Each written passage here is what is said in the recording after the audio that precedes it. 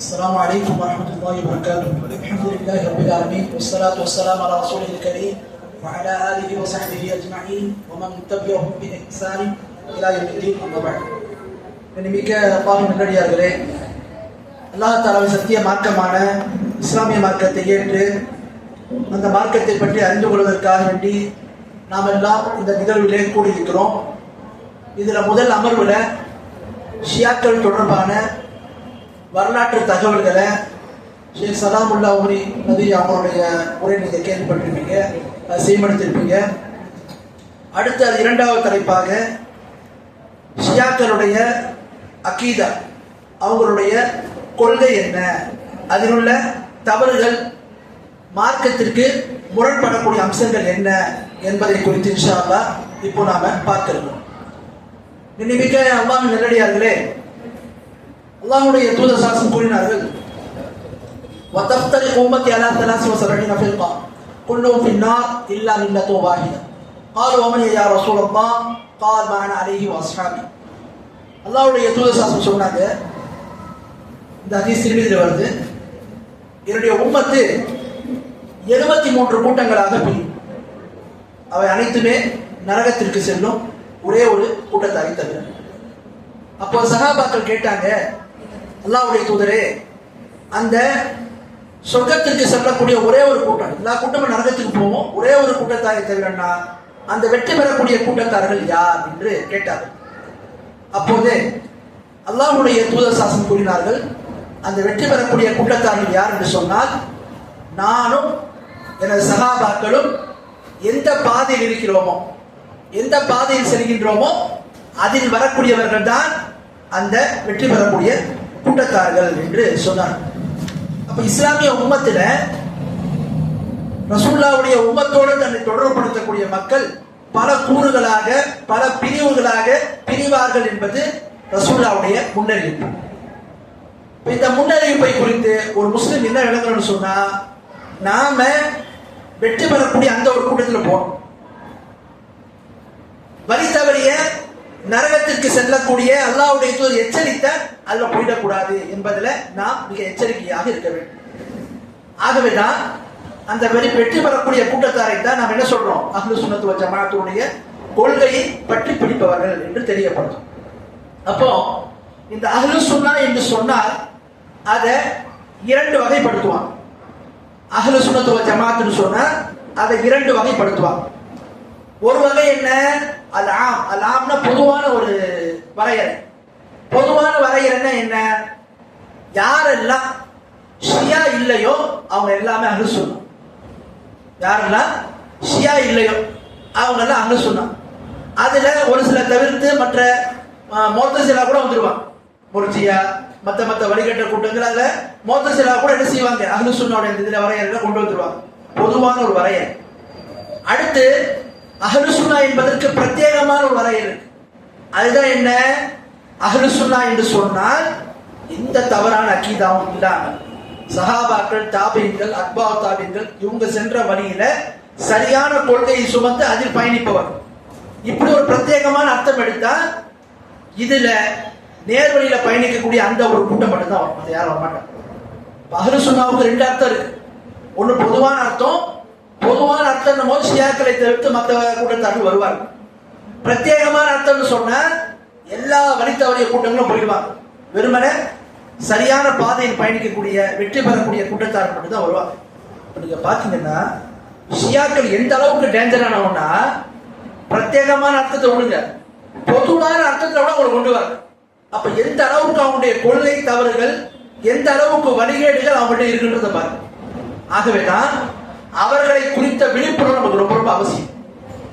ஏன் என்று பார்த்தீங்கன்னா, இஸ்லாமிய உம்மத்தில் இவர்களால் கொள்கையிலையும் நம்பிக்கையிலையும் முஸ்லிம்களுடைய ஆட்சி அதிகாரத்திலும் முஸ்லிம்களுடைய பொதுவான வாழ்விலும் ஏற்பட்ட தீங்குகள் போன்று, துயரங்கள் போன்று, இவர்கள் இஸ்லாமிய உம்மத்திற்கு செய்த பாதிப்பை போன்று யூத நசராக்களோடு செய்தார்.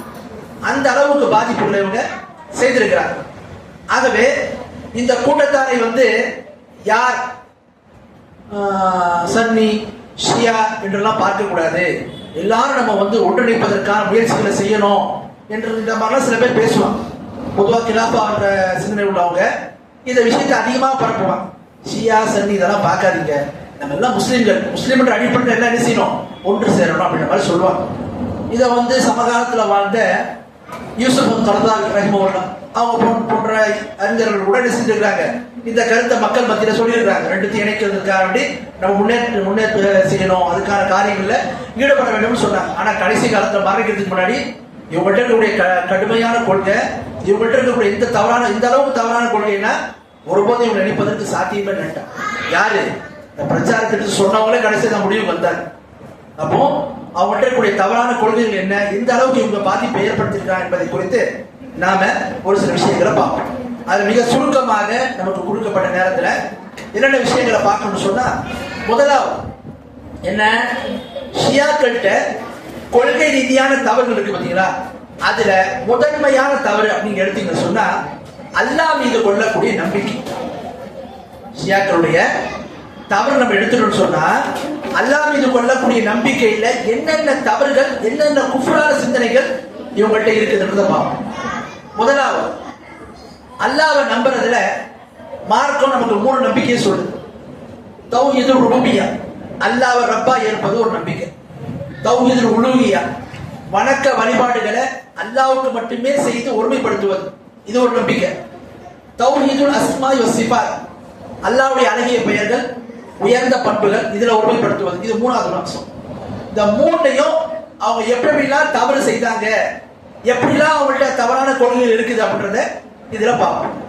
முதலாவது, அல்லாஹ் மீது நம்பிக்கையில அல்லாஹ்வை ரப்பாக ஏற்பதுல அவங்க கிட்ட இருக்கக்கூடிய தவறு என்னன்னு பாத்தீங்கன்னா, இப்ப நான் சொல்லக்கூடிய இந்த தவறுகள் எல்லாமே ஏதோ ஷியாக்கள் பேர்ல கட்டுக்கதையால சொல்லிட்டாங்கப்பா, அதை வந்து எடுத்து சொல்றாங்க இல்ல. ஷியாக்கள் உயர்வாக மதிக்கக்கூடிய 4 பிரதானமான நூல்கள் இருக்கு. முதலாவது நூல் அல் காஃபி. இந்த காஃபி என்ற நூல் என்னன்னா 2 வகையா இருக்கு. உசூலுல் காஃபி, உசூலுல் காஃபின்னா அக்கீதா சார்ந்த அம்சங்கள் அதுல பேசப்படும். ஃபுரூஉல் காஃபி, அது என்ன, அக்கீதாவை தவிர்த்து இதர சட்டத்திட்டங்கள் அதுல பேசப்படும். இமாம் அல் குலைனின்னு ஒருத்தவங்க இருக்கிறாங்க, ஷியாக்களுடைய மிகப்பெரிய இமாம். எப்படி அஹ்லு சுன்னாவிற்கு இமாம் புகாரி ரஹிமஹுல்லாஹ் மிகப்பெரிய அந்தஸ்து கொடுக்கப்பட்டிருக்கிறாங்களோ அது மாதிரி உள்ள ஒரு இமாம். ஹிஜ்ரி 326 இவங்க மரணிக்கிறாங்க. இவங்க பேரு அல் குலைனி, முகமது பின் யாக்கூப் அல் குலைனி. இவங்க எழுதிய நூல் தான் அல் காஃபி என்ற நூல். ஷியாக்கள்கிட்ட புனிதமான நூல்ல ஹதீஸ்கள் எப்படி நம்ம புகாரி அது மாதிரி உள்ள ஒரு நூல். அடுத்து 2வது ஒரு நூல் மல்லா யஹ்துல் ஃபகீஹ். இந்த நூலை முகமது பின் பாபவை அல் கும்மின்றவங்க எழுதினாங்க. இவங்க ஹிஜ்ரி 381 மரணிச்சாங்க. அடுத்து 3வது நூல் அத் தஹ்ஸீப், 4வது நூல் அல் இஸ்திப்சார். இந்த 2 நூலுடைய ஆசிரியர் யாருன்னு சொன்னா முஹம்மது பின் ஹஸன் அத்தூசி, ஹிஜ்ரி 460 மரணிச்சவர். ஷியாக்கள்கிட்ட பல இமாம்கள் பல நூல்கள் எழுதப்பட்டிருந்தாலும் இந்த 4 நூல்கள் மூல நூல்களாகவும் மிக புனிதமாகவும் கருதப்படக்கூடியவர். ஆக அப்படிப்பட்ட நூல்கள் இருந்தா என்ன செய்ய போறோம், குறிப்பா சில விஷயங்கள் இங்க பேச இருக்கிறோம். முதல்ல பாத்தீங்கன்னா அல்லாஹ்வை நம்புவதில் ரப்பாக ஏற்பதில் ஷியாக்கள்கிட்ட என்னென்ன தவறான கொள்கை இருக்குன்னா, முதல் கொள்கை அவங்க சொல்றாங்க ரப்பு இருக்கான்ல, அந்த ரப்பு தான் இந்த பூமியில அலி ரலியல்லாஹு அன்ஹுடைய அந்த தோற்றத்துல இருக்கிறான் என்று சொல்றாங்க. அப்ப ஷியாக்களுடைய கொள்கை என்னன்னு சொன்னா, அலி ரலியல்லாஹு அன்ஹு பத்தி அலி ரலியல்லாஹு அன்ஹு அவர்கள் அல்லாஹ் ரப்பாக இருக்கிறான், அவன் தான் பூமியில இறங்கி இருக்கிறான். இது அப்பட்டமான அத்வைத கொள்கை. இது குறித்து பாருங்க அவங்களுடைய நூல்கள்ல பார்க்கிறோம். குறிப்பா அவங்க நூல்கள்ல பாத்தீங்கன்னு சொன்ன மிஸ்காத்துல் அஸ்ரார் சொல்லக்கூடிய ஒரு நூல், அந்த நூல்ல அலி ரலியல்லாஹு அன்ஹு பத்தி சொல்லப்படுது. அன ரப்புனா அல்லதி யஸ்குல் அர்தி, சொல்றாங்க நான் பூமியினுடைய ரப்பாக இருக்கிறேன், இந்த பூமியில வசிக்கிறேன் என்று தெரியப்படுத்துறாங்க. அதே மாதிரி அல்லாஹ் குர்ஆன்ல சொல்லக்கூடிய வலா யுஷ்ரிக் பி இபாதத்தி ரப்பிஹி அஹதா, இதுக்கு என்ன விளக்கம் அளிக்கிறாங்கன்னு சொன்னா, இமாம் அலி ரலியல்லாஹு அன்ஹுவோடு யாரையும் கிலாபத்துல நாம் இணை வைக்க கூடாது. கிலாபத் என்பது ஆட்சி அதிகாரம் என்பது அலி ரலியல்லாஹு அன்ஹு மட்டுமே பிரத்யேகமானது, அதுல எந்த ஒருவரையும் இணையாக்க கூடாது. அல்லாஹ் குர்ஆன்ல சொல்றான், உங்க ரப்பை வணங்குவதில் நீங்க யாரை இணையாக்காதீங்கன்னு சொல்றான். அதுக்கு என்ன விளக்கம் கொடுக்குறாங்க இவங்க ஷியாக்களே? இதுக்கு என்ன விளக்கம்னா, உங்க ரப்போட யாரையும் இணையாக்காதீங்கன்னா, ரப்புனா யாரு? அலி ரலியல்லாஹு அவர்கள். அவங்கள கிலாஃபத் நீங்க யாருக்கும் இணையாக்க கூடாது, அவங்களுக்கு மட்டும்தான் கொடுக்கணும். அபூபக்கர் சித்திக் ரலியல்லாஹு அவர்களோ, உமர் ரலியல்லாஹு அவர்களோ, உஸ்மான் ரலியல்லாஹு போன்ற யாரையும் நீங்க அவங்களுக்கு இணையா கொண்டு வரக்கூடாது, அவங்க மட்டும் இவங்களுக்கு மட்டும் தனித்துவமானது அப்படின்னு செய்யறாங்க, தெரியப்படுத்துறாங்க. அப்போ ஷியாக்களுடைய அக்கீதா பாத்தீங்கன்னு சொன்னா, முதலாவது அக்கீதா என்ன? இந்த அளவுக்கு வந்து அல்லாஹ்வை ரப்பாக இருக்கக்கூடிய விஷயத்துல இந்த அளவுக்கு தவறான கொள்கை இருக்கிறாங்க அப்படின்றத நாம பார்க்கலாம். பாருங்க, அதுல ஒண்ணு என்ன, குறிப்பாக ராஃபிதான்னு சொல்லக்கூடிய ஷியாக்கள். இந்த ராஃபிதா ஷியாக்கள் யார் அப்படின்னு நீங்க பாத்தீங்கன்னா, ரஃபத என்கின்ற வார்த்தை அரபியில இதற்கு என்ன அர்த்தம்னா, எரிவது, விட்டு விடுவது என்று அர்த்தம். எரிவது, விட்டு விடுவதுன்னு அர்த்தம். இவங்க என்ன பண்றாங்க, இந்த ராஃபிதாக்கள் அலி இப்னு ஹுசைன், இவங்க யாருன்னா ஜெயினுல் ஆபிதீன், ஹுசைன் மகன், அவங்க பேரு, அவங்களுடைய லகப் ஜெயினுல் ஆபிதீன் பேர். இவங்க குறிப்பா என்ன பண்ணுவாங்கன்னா, ஷியாக்கள் 12 இமாம்கள் சொல்லுவாங்க. இஸ்னா ஷரியாவுடைய பிரிவு, ராஃபிதாவுடைய இந்த ஒரு பிரிவு தான் எல்லாம் இவற்று கீழே தான் வரக்கூடியது. இவங்களோட முக்கியமான நம்பிக்கை 12 இமாம்கள். அந்த 12 இமாம்களை வைத்து இவங்க என்ன சொல்லுவாங்கன்னா, அவங்க பேர்ல பல குஃப்ரான கொள்கைகள் கொண்டிருக்கிறாங்க.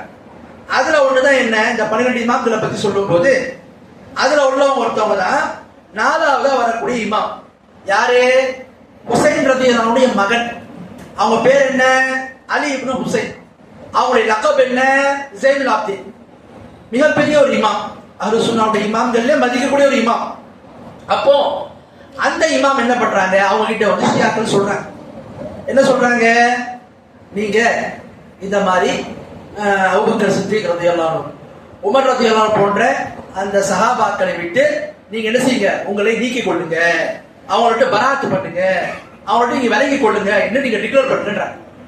அப்புறம் டிக்ளேர் பண்ண முடியாது, அவங்க சஹாபாக்கள், அவங்களுடைய ஆட்சி முறை சரியான முறைதான், அவங்க அதுக்கு தகுதியானவங்க தான் என்று சொல்றாங்க. உடனே என்ன பண்ணாங்க, உங்களை நாங்கள் விடுகிறோம் என்று தாங்கள் யாரை இமாமா ஏற்றுக் கொண்டிருக்காங்களோ அவங்கள்ட்ட போனோம். அப்போ இவங்களுக்கு பேர் தான் ராஃபிதா. அப்ப இந்த ராஃபிதாவுடைய கொள்கையை நீங்க பாத்தீங்கன்னு சொன்னா, இவங்க என்ன பண்றாங்க, குறிப்பாக 12 இமாம்களை பற்றி சொல்லும் போது என்ன சொல்றாங்கன்னா, இந்த 12 இமாம்கள் எப்படிப்பட்டவங்க, இவர்களுக்கு இந்த உலகத்திற்கும் மறுமைக்கான காரியங்கள் அனைத்துமே இவங்களுடைய கரங்கள்ல தான் இருக்கு. இந்த 12 இமாம்கள், அந்த 12 இமாம்கள் யார் யாரு? முதல்ல 3 பேர், அலி ரலியல்லாஹு அவர்கள், ஹசன் ரலியல்லாஹு அவர்கள், ஹுசைன் ரலியல்லாஹு அவர்கள், இந்த 3 பேர் சஹாபாக்கள். அடுத்ததா பாத்தீங்கன்னா தாபீன்ல வரக்கூடியவங்க, அலி இப்னு ஹுசைன் ஜெயினுல் ஆபிதீன், அதே மாதிரி முஹம்மது அலி அல் பாக்கிர், அதுக்கப்புறம் பாத்தீங்கன்னு சொன்னா ஜாஃபர் அஸ் சாதிக், மூசா அல் காதிம், அலி அல் ரதா, முஹம்மது அல் ஜவாத் இப்னு அலி அல் ரதா, அலி அல் ஹாதி, அல் ஹசன் அல் அஸ்கரி. இந்த 11 இமாம்கள். இவங்க எல்லாரும் என்னன்னு சொன்னா, இந்த இமாம்களை பத்தி தான் இவங்க சொல்லுவாங்க, இவங்க எல்லாம் எங்களோட இமாம்கள், இவங்களுக்கு தான் ஆட்சி அதிகாரத்துக்கான தகுதி இருக்குது, இவங்க எல்லாம் அல்லாஹ்வின் புறத்திலிருந்து நபியின் மூலமாக முன்னறிவிப்பு செய்யப்பட்டவங்க, ஆட்சி அதிகாரம் இவங்களுக்கு தான் இருக்கு, வேற யாருக்கும் கிடையாது. அதுல 12வது இமாம சொல்லுவாங்க, முகமது அல் மஹ்தின்னு சொல்லி சொல்லுவாங்க. 4 வயசுல, இன்னும் சில அறிவிப்புகள்ல 6 வயசுல அவங்க சர்தாப்ன்ற ஒரு இடத்துக்கு போனாங்க, ஒரு குகைக்குள்ள உள்ள போனாங்க, அதுக்கப்புறம் திரும்பி வரவே இல்லை. அவங்க வருவாங்க இன்ன வரைக்கும் காத்துட்டு தான் இருக்கிறாங்க, போய் அழைப்பாங்க அவங்கள, வாங்க வாங்கன்னு சொல்லுவாங்க. இந்த 12 இமாம்களை தான் ஷியாக்கள் ஏற்றுக்கொண்டிருக்கிறாங்க. ஆனா உண்மையில பாத்தீங்கன்னா இந்த 12 இமாம்ல 12வது இமாம் இருக்காங்கல்ல, இவங்களை பத்தி எந்த ஒரு வரலாற்று குறிப்பு உறுதியான தகவலே கிடையாது. ஷியாக்களால் புனையப்பட்ட கதையில அது ஒண்ணு. மத்த 11 இமாம்களை பாத்தீங்கன்னா, இந்த 11 இமாம்கள் கூட ஷியாக்களுடைய கொள்கையே கிடையாது. இவங்க எல்லாம் யாருடைய கொள்கையில் இருந்தவங்க? அஹ்லுஸ் சுன்னஹுடைய கொள்கையில் இருந்தவங்க. இந்த 11 இமாம்கள் நீங்க பாத்தீங்கன்னா, ஷியாக்கள் சொல்லக்கூடிய இந்த வழிகட்ட கொள்கை அவங்ககிட்ட கிடையாது.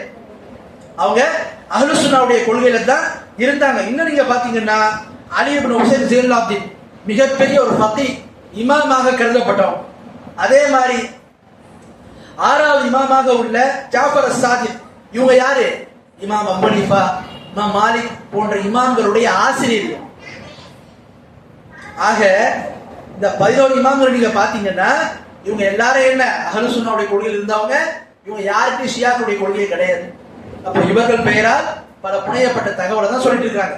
அப்ப அதுல ஒரு கருத்து தான் என்ன சொல்றாங்கன்னா, எங்களுடைய 12 இமாம்களுக்கும் இந்த உலகத்திலும் மறுமைக்குமான காரியங்களை தீர்மானிப்பதற்கான அதிகாரம் அவங்கள்ட்ட இருக்குது. இமாம் காஃபி, அதாவது அந்த காஃபி என்ற நூல்ல இமாம் குலைனி எழுதுறாங்க. என்ன எழுதுறாங்கன்னா, ஒரு பாட தலைப்பு ஹதீஸ்ல இடம்பெறும், எல்லாமே இட்டு கட்டப்பட்ட குறையப்பட்ட செய்திகள். அதுல ஒண்ணு என்ன, பாபு அன்னல் அர்த குல்லஹா லில் இமாம். என்ன பாட தலைப்பு, பூமி முழுவதும் இமாமுக்குரியது, இமாமுக்கான அதிகாரத்தில் உள்ளது என்று என்ன செய்யறாங்க, தெரியப்படுத்துறாங்க. அப்ப ஷியாக்களுடைய நம்பிக்கையை பாத்தீங்கன்னா, ஷியாக்கள் எப்படி நம்புறாங்க தங்களுடைய இமாம்களை, கிட்டத்தட்ட ருபூபியத்தினுடைய அல்லாஹ் ரப்பாக இருக்கக்கூடிய தனித்தன்மைகள் பண்புகளை தங்களுடைய இமாம்களுக்கு கொடுக்குறாங்க. அதுல ஒண்ணுதான் என்ன சொல்றாங்க, என்ன சொல்றாங்க, இந்த உலகத்தில் நடக்கக்கூடிய நடப்புகள் இவை அனைத்தும் இமாம்களுடைய அந்த கட்டளைப்படித்தான், ஆணைப்படித்தான் நடக்குது. அதே மாதிரி மழை ஏற்படுவது, இடி இடிப்பது, இதெல்லாம் என்ன இமாம்களுடைய அந்த ஆணைப்படித்தான் நடக்கிறது என்கின்ற ஒரு கருத்தையும் இவங்க சொல்றாங்க. அடுத்து பாருங்க, அல்லாஹ்வை ரப்பா ஏற்பது இவங்க இருக்கக்கூடிய இணைப்பு, முக்கியமான ஒரு இணைப்பு. ஒருவர் அல்லாஹ் மீது ஈமான் போடுறாரு, என்ன நம்பணும், மறைவான ஞானம் என்பது அல்லாஹ்ட்ட மட்டும் தான் இருக்கு. அல்லாஹ்வை தவிர யாருக்குமே மறைவான ஞானம் இல்லை என்று ஒரு முஸ்லிம் நம்பணும். ஆனா ஷியாக்களுடைய நம்பிக்கை என்ன, அதிலும் குறிப்பா ராஃபிதாக்கள், இன்னைக்கு ஈரான்ல இருக்கக்கூடிய இஸ்னா ஷரியா அந்த 12 இமாம்களை ஏற்றுக்கொள்ளக்கூடிய ஒரு நம்பிக்கை என்ன என்று பாத்தீங்கன்னா, அவங்க நம்பிக்கை பாருங்க. இமாம் குலைனி அல் காஃபி என்ற நூல்ல சொல்றாங்க, ஒரு பாட தலைப்பு, பாபு அன்னல் ஐமத் அலைஹிஸ்ஸலாம் யஅலமூன மதா யமூதுன் வ அன்னஹும் லா யமூதுன் இல்லா பிஇக்தியாரி மின்ஹும். அதே மாதிரி இன்னொரு பாடத்தில், இந்த பாடத்தில் என்ன சொல்றாங்கன்னா, இமாம்கள் இந்த 12 இமாம்கள் எப்படிப்பட்டவங்கன்னா, எப்போது இவர்கள் மரணிப்பார்கள், எங்கு எப்போது மரணிப்பார்கள் என்பதை இவர்கள் அறிந்தவர்கள். இவர்கள் எந்த ஒருவரும் தங்களுடைய விருப்பம் இல்லாமல் அவங்க எப்ப சாய்ஸ் பண்றாங்களோ, எப்ப விரும்புறாங்களோ அப்போதுதான் மரணிப்பார்கள். இன்னொரு பாட தலைப்பு வைக்கிறாங்க அல் காஃபி என்ற நூல்ல. என்ன பாட தலைப்பு குலைனி சொல்றாங்க பாருங்க, பாபு அன்னல் ஐமத் அலைஹிஸ்ஸலாம் யஅலமூன இல்ம மா கான் வ மா யகூன் வ அன்னஹு லா யக்ஃபா அலைஹிம் ஷைஉன். சொல்றாங்க, இமாம்கள் இந்த 12 இமாம்கள் எப்படிப்பட்டவங்கன்னா, என்ன நடந்தது முன்னாடி அது எல்லாமே அவங்களுக்கு தெரியும், இனி என்ன நடக்க போகுது அதுவும் அவங்களுக்கு தெரியும், எந்த ஒன்றும் அவர்களை விட்டு தப்பாது. பிஹார் அன்வார் என்ற நூல்ல என்ன பதிவு செய்யறாங்க பாருங்க, இமாம் மஜ்லிஸின் அவ்வளவு பிரபலமான இமாம் ஷியாக்கள், அந்த இமாம் எழுதுறாங்க, வல்லாஹி லகத் உதீனா இல்முல் அவ்வலீன வல் ஆகிரீன். இமாம் அலி ரலியல்லாஹு சொல்றாங்க, என்ன சொல்றாங்கன்னா, அல்லாஹ் எங்களுக்கு முன்னாடி உள்ள பின்னாடி உள்ள இல்ம அனைத்தையும் எங்களுக்கு வழங்கி இருக்கிறான். அப்போ இமாம பத்தி 12 இமாம்களை பத்தி ஷியாக்களுடைய கொள்கை என்னன்னா, அவங்களுக்கு மறைவான ஞானம் தெரியும், அவர்கள் உலக காரியங்கள் நடப்புகள் அனைத்தையும் அவங்க தான் என்ன செய்யறாங்க, தீர்மானிக்கிறாங்க. இம்மை மறுமை தொடர்பான காரியங்கள் அவங்க கையில தான் இருக்குது. மேலும் பூமியில அலி ரலியல்லாஹு அவர்கள் ரப்பாக அல்லாஹ் அங்க இருக்கிறான், அவருடைய வழியில தான் இங்க வந்திருக்கிறாங்க. இதெல்லாம் அப்பட்டமான அத்வைத கொள்கை. அப்போ இந்த அளவுக்கு தவறான கொள்கையை என்ன செய்யறாங்க, அவர்கள் வைத்திருக்கிறாங்க அப்படின்றத நம்ம பார்க்கலாம். அடுத்து பாருங்க, இன்னொரு கொள்கை. என்ன கொள்கை, அவங்கள்ட்ட அல்லாஹ் ரப்பா ஏற்கக்கூடிய கொள்கை. இது ஒரு கொள்கை. என்ன, இமாம்களுக்கு அல்லாஹ் எப்படி நபிமார்களுக்கு வஹியை இறக்குகின்றானோ அது மாதிரி இந்த இமாம்களுக்கும் வஹியை இறக்குகிறான். அந்த வஹியை இறக்கி அவங்களுக்கு தெரியப்படுத்துறான் என்ன செய்யறாங்க, நம்புறாங்க. அப்ப இது மாதிரி இஸ்லாமிய மார்க்கத்தை தகர்க்கக்கூடிய காரியங்கள்லாம் இந்த மக்கள்கிட்ட இருக்கு. அடுத்து பாருங்க, இந்த ராஃபிதாக்கள் இருக்கக்கூடிய கொள்கை, இது ஒரு கொள்கை. அல்லாஹ்வை ரப்பாக இருப்பதில் வைக்கக்கூடிய இணை வைப்புல இது ஒரு இணை வைப்பு. என்ன சொல்றாங்கன்னா, குறிப்பாக 12 இமாம்கள்ல அலி ரலியல்லாஹு பத்தி என்ன சொல்றாங்கன்னா, அலி ரலியல்லாஹு அவர்கள் அல்லாஹ்வுடைய அந்த நூர்ல வெளிச்சத்துல ஒரு பகுதி. அலி ரலியல்லாஹு அவர்கள் அல்லாஹ்வுடைய வெளிச்சத்துல ஒரு பகுதி. அல் காஃபி என்ற நூல்ல இமாம் குலைனி அதை பத்தி எழுதியே இருக்கிறாங்க. இது அவங்கள்ட்ட புனிதமான ஒரு நூல். என்ன சொல்றாங்க, சும்ம மஸஹ்னா பியமீனி ஃபஅஃபாத நூரஹு ஃபீனா. பிறகு அல்லாஹ் தன்னுடைய வலது கையை கொண்டு எங்களை தடவினான், அவனுடைய அந்த வெளிச்சத்தை எங்கள் மீது பரப்பினான். அப்போ இதெல்லாம் என்ன, அப்பட்டமான அத்வைத கொள்கை. அல்லாஹ் குர்ஆன்ல சொல்றான், லகத் கஃபர அல்லதீன காலு இன்னல்லாஹு வல் மஸீஹ் இப்னு மரியம். நிச்சயமாக அல்லாஹ் தான் மஸீஹ் இப்னு மரியம்னு சொன்னவங்கள காஃபிர் ஆயிட்டாங்கன்ற அல்லாஹ் குர்ஆன்ல. அல்லாஹ் தான் ஈசா நபி சொன்னவங்கள காஃபிர் ஆயிட்டாங்கன்னு அல்லாஹ். அல்லாஹ் தான் ஈசா நபி சொன்னவங்க காஃபிர் ஆயிட்டாங்க. அப்படின்னா என்ன அர்த்தம்? கிறிஸ்துவர்கள்ட்ட ஒரு நம்பிக்கை. என்ன நம்பிக்கை? திருத்துவ கொள்கை ஒரு கொள்கை. திருத்துவ கொள்கை என்ன கொள்கை? அல்லாஹ் ரப்பு பரிசுத்தாவி. பரிசுத்தாவினா என்ன? அல்லாஹ் முதல்ல அந்த ரூஹ் ஊதுறா பாத்தீங்கன்னா அந்த பரிசுத்தாவி, அல்லாஹ், ஈசா, இந்த மூணுமே ஒண்ணு. இந்த ஒண்ணுதான் மூணு, இந்த மூணுமே ஒண்ணு. அப்ப ஈசா நபிக்குள்ள ஈசா நபி இருக்கிறாங்க, பரிசுத்த ஆன்மாவும் இருக்குது, அல்லாஹ்வும் இருக்கிறான் என்று கிறிஸ்தவர்கள் நம்புறாங்க. இதைத்தான் திருத்துவ கொள்கை சொல்றோம். இதைத்தான் அல்லாஹ் சொல்றான். யாரன்னா அல்லாஹ் தான் ஈசா இப்னு மரியம்னு சொல்றாங்களோ அவங்களாம் காஃபிர் ஆயிட்டாங்க. அப்போ ஒரு நபிக்குள்ளேயே அல்லாஹ் இருப்பதா நம்பினா அதே குஃப்ர்னு சொன்னா, அல்லாஹ்வை கொண்டு போய் இந்த 12 இமாம்கள் இருக்கிறாங்க, அரியனுடைய வடிவில் இருக்கிறாங்க, அவங்களுக்குள்ள இருக்கிறாங்க, அவங்கள ஒரு பகுதின்னு சொன்னா இது அப்பட்டமான குஃப்ர் இல்லையா? அப்போ இது அப்பட்டமான ஒரு குஃப்ரான கொள்கை. அப்போ அல்லாஹ்வை ரப்பாக இருக்கக்கூடிய விஷயத்திலேயே இவ்வளவு கொள்கை குளறுபடிகள் ஷியா கட்ட இருக்கிறத பார்க்கணும். இன்னைக்கு இருக்கக்கூடிய இந்த இஸ்னாஷரியான்னு சொல்றாங்க பாத்தீங்களா, ஈரான்ல இருக்கக்கூடிய இந்த ராஃபிதா, அந்த ராஃபிதாவுடைய ஒரு பிரிவு தான் இஸ்னாஷரியா. ஷியாக்கள்ல இன்னொரு பிரிவு என்ன? ஜெய்தியா. இந்த ஜெய்தியான்றவங்க யமன்ல எல்லாம் இருக்கிறாங்க. ஜெய்தியா என்பவர்கள் முன்னர் காலத்துல, அதாவது தாபீன்கள், அத்பா தாபீன், இவங்க காலத்துல அவர்கள் ஜெய்தியான்னு சொல்லக்கூடிய அந்த கொள்கை இருந்தாங்க. இவங்க என்ன? அஹ்லு சுன்னாவுக்கு நெருக்கமான கொள்கை இருந்தாங்க. அஹ்லு சுன்னா கிடையாது. நான் சொன்ன பாருங்க, அலி இப்னு ஹுசைன், இவங்க பேர்ல இவங்க என்ன நாங்க உருவானாங்க, பல விஷயங்களை அதுல இட்டு கட்டி பல கொள்கை தவறு உள்ள கொண்டு வந்து அப்படியே மாத்துறாங்க.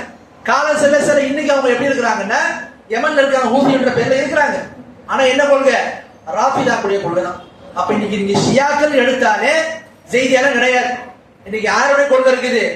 ராஃபிதாவுடைய கொள்கை தான். அது ஈரானா இருக்கட்டும், யமனா இருக்கட்டும், இந்தியாவா இருக்கட்டும், பாகிஸ்தானாவா இருக்கட்டும், எங்க இருக்கிறாங்களோ இவங்கல்ல ஷியாக்கள் சொன்ன ராஃபிதாவுடைய கொள்கை தான். அப்போ இந்த கொள்கையில் உள்ளவங்களுடைய இதை நம்ம பார்க்கணும். அடுத்து வாங்க, அல்லாஹ்வை நம்புவதுல இரண்டாவது தௌஹீதுல் உலூஹியா, வணக்க வழிபாட்டை அல்லாஹ் ஒருவனுக்கு மட்டும் செய்யும். அது அல்லாஹ்வுக்கு எந்த ஒருவரும் இணையாக்க கூடாது. முன் சென்ற மக்கத்து காபிர்கள் அல்லாஹ்வை ரப்பா ஏற்றுக்கிட்டாங்க, அல்லாஹ்வை தான் படைப்பாளனா நம்பினாங்க. ஆனா வணக்க வழிபாடுகள் வரும்போது அல்லாஹ்வுக்கு இணை வச்சாங்க. இந்த ஷியா எப்படி இருக்காங்கன்னா, அல்லாஹ்வை ரப்பாக இருப்பதை இணை வைக்கக்கூடிய மக்கள். அடுத்து இரண்டாவது, அல்லாஹ் வணங்குவது எப்படி இணை வைக்கிறாங்க பாருங்க. ஷியாக்களுடைய நம்பிக்கை, குறிப்பா இஸ்னாஷரியா, ராஃபிதா, இவங்களுடைய கொள்கை என்னன்னு சொன்ன பாத்தீங்கன்னு சொன்ன, அல்லாஹ்வுக்கும் நமக்கும் மத்தியில இந்த 12 இமாம்களும் நமக்கு என்னவா இருக்கிறாங்க? இடை தரகர்களாக இருக்கிறாங்க. எப்படி ஒரு மந்திரியை நம்ம பார்க்க போனா நமக்கும் அவங்களுக்கும் மத்தியில் ஒரு பிஎன் தொடர்பானோம், அது மாதிரி அல்லாஹ் அணுக வேண்டும் என்று சொன்னால் இந்த கபர் வணங்கிகள்லாம் எப்படி அவுலியாக்கள் மகான்களை கொண்டு தான் அல்லாஹ் நம்ம அணுக முடியும்னு சொல்றாங்களோ அதே கொள்கையில தான் இவங்க இருக்கிறாங்க. இந்த பரேலின்னு ஒரு கூட்டம் இருக்கு சுன்னத் ஜமாத்ல. இந்த பரேலின்ற கூட்டம்லாம் ஷியாக்களுடைய அந்த இதுல தான் என்ன செஞ்சிருக்காங்க, அங்க இருந்தா இந்த கொள்கைலாம் வந்துச்சு. இப்ப பாத்தீங்கன்னா இவங்க என்ன சொல்றாங்க? அல்லாஹ்வை நம்ம நேரடியாக அணுக முடியாது, அல்லாஹ்விற்கும் நமக்கும் மத்தியில என்ன இடைத்தரகர்கள் தேவை. அது யாரு? இந்த இமாம்கள் இருக்கிறாங்க, இவர்களை கொண்டு தான் நாம் அல்லாஹ்வை அணுக முடியும் என்று சொல்றாங்க. அடுத்து பாருங்க, இந்த ராஃபிதாக்குடைய கொள்கை என்னன்னு சொன்ன, இவர்கள் தங்களுடைய 12 இமாம்களை, குறிப்பாக அந்த 11 இமாம்களுடைய கபரை என்ன செய்வாங்க? வணங்குவாங்க. இன்னைக்கு நீங்க பாத்தீங்கன்னா ஹஜ்ஜில மக்கள் எப்படி கூடுறாங்களோ அது மாதிரி ஈரான்ல ஹுசைன் ரதியல்லாஹுடைய கபர் இருக்கு.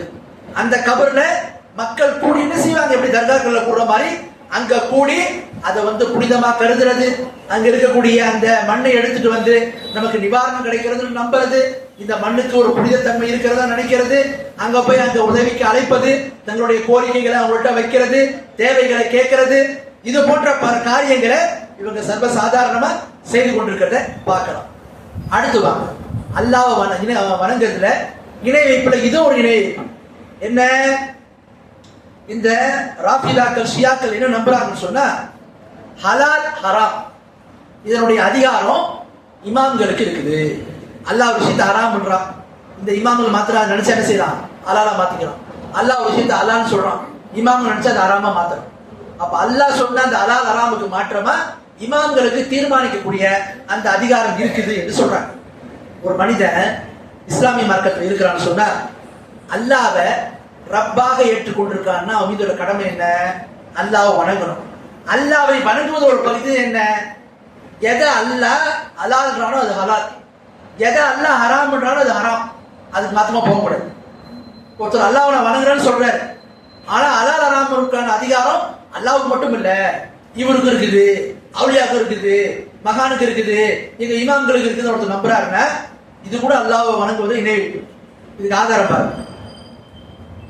திரும்பி வரக்கூடிய ஹதீஸ், அதி இப்னு ஹாத்திம் ஒரு சஹாபி, அவங்க அல்லாஹ்வுடைய தூதர்கிட்ட வர்றாங்க, வந்து சொல்றாங்க, அல்லாஹ்வுடைய தூதரே, அல்லாஹ் குர்ஆன்ல சொல்றா, இத்தஹது அஹ்பாரம் வ ருஹபானம் அர்பாப மின் தூனில்லாஹ்.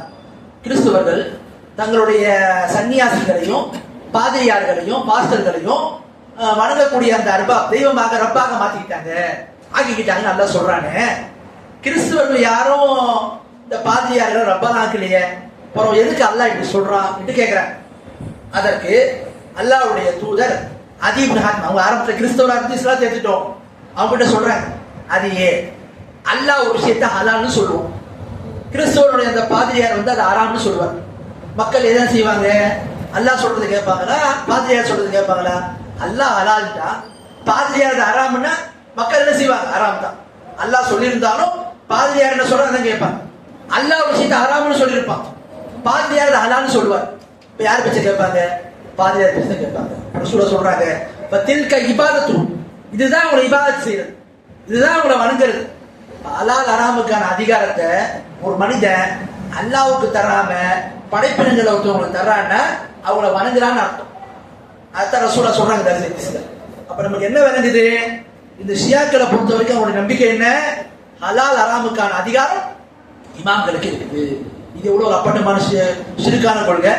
இந்த கொள்கையை என்ன செய்யறாங்க? அவங்க சுமந்து இருக்கிறாங்க. இதை தங்களுடைய நூல்களே அவங்க செஞ்சு வச்சிருக்காங்க, எழுதி வச்சிருக்காங்க. இமாம் அந்த குலையில இமாம் சொல்ற ஷியாக்களுடைய இமாம் அவர் தன்னுடைய அந்த காஃபி நூல்ல சொல்றாங்க, இதை பத்தி இமாம்களுக்கு இந்த அதிகாரங்கள் இருக்குது என்கின்ற மாதிரி. அதே மாதிரி பாருங்க, ஷியா கட்டக்கூடிய தவறுகள்ல அல்லாஹ் வணங்குவதில் வந்து இணைவிக்கக்கூடிய இணைவுகள் இது ஒன்று. என்ன? இந்த ராஃபிதாக்கள் தங்களுடைய இமாம்களுடைய கபர்கள் என்ன செய்வாங்க? அவங்களை அழைப்பார், அவர்களுக்காக அறுத்து பலியிடுவார்கள், அவங்க பேர்ல நேர்ச்சி செய்வார்கள், அவங்களுக்காக நேர்ச்சி செய்வார். இப்ப இதெல்லாம் என்ன? அப்பட்டமான சிறுக்கான காரியங்களை செய்யக்கூடியவங்களாக இருக்கிறார். குறிப்பாக சமகாலத்தில் நீங்க பாத்தீங்கன்னா ஈரான்ல இருக்கக்கூடிய ஷியாக்கள் ஹுசைன் ரலியல்லாஹு அந்த கபரை வச்சு என்ன நினைக்கிறாங்க? இங்க போயிட்டு வந்தா நமக்கு ஷிஃபா கிடைக்கும், அங்க இருந்த மண்ணை அள்ளி கொண்டு வந்து நம்ம அதை சாப்பிட்டோம்னு சொன்னா, தண்ணியில போட்டு நம்ம கலந்து குடிச்சோம்னு சொன்னா நமக்கு நிவாரணம் கிடைக்கும் என்கிற மாதிரி என்ன செய்யறாங்க? நம்புறாங்க. அப்படிதான் பாருங்க. இந்த அளவுனா பாருங்க ஷியாக்களுடைய நம்பிக்கை. இமாம் குலைனி வந்து காஃபி ரூல்ல சொல்றாங்க, இன்ன ஜியாரத்த கபரில் ஹுசைன் அப்துல் பின் இஷ்ரீர் உம்ரத்து ஹஜ் சொல்றாங்க, ஹுசைன் ரலியல்லாஹு கபரை ஜியாரத் செய்யறது 20 முறை ஹஜ் உம்ரா செய்யறதை காட்டிலும் சிறந்தது. இவங்களத்தான் வந்து நம்ம அஹ்லு சுன்னாவோட ஒத்துமையா இருக்க முடியுமா? கொள்கை என்ன? இன்னும் சொல்ல போனா இவங்க இருக்கக்கூடிய கொள்கையில இது எவ்வளவு டேஞ்சரான கொள்கை பாருங்க. ஹஜ் இதெல்லாம் வந்து விட்டுட்டு என்ன பண்றாங்க? கபரை போய் ஜியாரத் பண்ணி அங்க ஷிர்கான காரியங்கள் செய்யறதுக்கு போறது. அப்படிப்பட்ட ஜியாரத் என்பது 20 ஹஜ் உம்ராவோட சிறந்தது என்கின்ற மாதிரி எழுதியிருக்கிறாங்க. அப்படிதான் பார்க்கணும். அப்போ இது போன்ற தவறான கொள்கைகள் அல்லாஹ்வை வணங்குவதை அவங்கள்ட்ட இருக்குதுன்றத பார்க்கணும். அடுத்து பாருங்க, அல்லாஹ்வை நம்புவதில் மூன்றாவது ஒரு விஷயம் என்ன? அல்லாஹ் தௌஹீதுல் அஸ்மாஇ வ சிஃபாத், அல்லாஹ்வுடைய பெயர் பண்புகள் எப்படிலாம் இணைவிக்கிறாங்க, எப்படிலாம் இவங்க குஃப்ரான கொள்கை இருக்குது நீங்க பார்க்கலாம். முதல் விஷயம், ராஃபிதாக்கள் அல்லாஹ்வுடைய சிஃபத்துகள் அனைத்தையுமே மறுக்கிறாங்க, அல்லாஹ்வுடைய பண்புகள் அனைத்தையுமே மறுக்கக்கூடியவங்களா இருக்கிறாங்க. ராஃபிதாக்களுடைய கொள்கை என்ன? ஷியாக்களுடைய கொள்கை என்ன? இஸ்லாமிய வரலாற்று நீங்க ஆராய்ந்து பார்த்தீங்கன்னா அல்லாஹ்வுடைய பெயர் பண்புகள் விஷயத்துல தவறு நடந்துச்சு. எப்படி நடந்துச்சு? ஜஹமியான ஒரு கூட்டம் வந்து அவங்க என்ன பண்ணிட்டாங்க?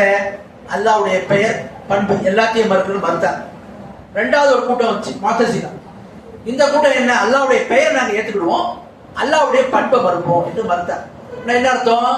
அல்லாஹ்வுக்கு கேட்போம், அஸ்ஸமீ அல்லாஹ்வுடைய பேர், அல் பசீர் அல்லாஹ்வுடைய பேர், கேட்கறது பார்க்கறது, இதெல்லாம் அல்லாஹ்வுடைய பண்பு கிடையாது, அல்லாஹ்வுடைய சிஃபத்து கிடையாது, அல்லாஹ்வுடைய தன்மை கிடையாதுன்னு மறுத்துட்டாங்க. இதே கொள்கை தான் ராஃபிதாக்கள். ராஃபிதாக்கள் என்ன? அல்லாஹ்வுக்கு கை கிடையாது, அல்லாஹ்வுக்கு முகம் கிடையாது, அதே மாதிரி அல்லாஹ்வுடைய பண்புகள், அல்லாஹ்வுக்கு என்னென்ன பண்புகள் இருக்குதோ இதையெல்லாம் இவர்கள் மறுக்கக்கூடியவங்களாக இருக்கிறாங்க அப்படின்றத நம்ம பார்க்கலாம். அடுத்து பாருங்க, ராஃபிதாக்கள் இவங்க செய்த அஸ்மா சிபாத்துல செய்த தவறுகள் இது ஒரு தவறு, வழிகேட்டுல இது ஒரு வழிகேட்டு. என்ன? குர்ஆனை பொறுத்த வரைக்கும் இவங்களுடைய நம்பிக்கை என்ன, ஷியாக்களுடைய நம்பிக்கை என்ன? இது அல்லாஹ்வுடைய கலாம் கிடையாது, அல்லாஹ்வுடைய வார்த்தை கிடையாது. குர்ஆன் என்பது ஒரு மக்லூக், படைக்கப்பட்ட விஷயம். மனுஷனை படைச்சான், பூமியை படைச்சான், வானத்தை படைச்சான், மற்ற படைப்பினங்களை படைத்தான். அது மாதிரிதான் அல்லாஹ் குர்ஆனை படைத்திருக்கிறான்.